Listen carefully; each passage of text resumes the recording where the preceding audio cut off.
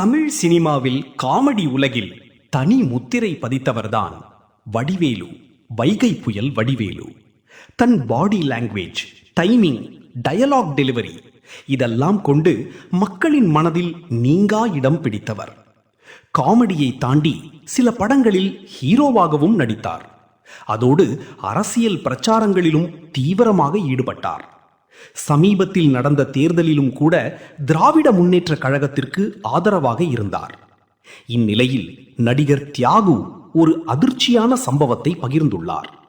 ஒரு நாள் வடிவேலு அவருக்கு போன் செய்து விஜயகாந்த் என்னை அடித்து விட்டார் என்று கூறியிருக்கிறார். இதை கேட்டு பதறிய தியாகு உடனே எம் கருணாநிதிக்கு கால் செய்து வடிவேலுவை அடிக்கிறார்களாம், காப்பாற்றுங்கள் என்று கேட்டிருக்கிறார். அதற்கு கருணாநிதி, அப்படியா, நான் பார்த்துக் கொள்கிறேன் என்று கூறி போனை வைத்துவிட்டார். சில நேரத்தில் எம்.கே. ஸ்டாலின் தியாகுவுக்கு போன் செய்து என்னிடம் சொல்ல வேண்டியதுதானே, அப்பாவை ஏன் எழுப்பினீர்கள் என்று கேட்டாராம்.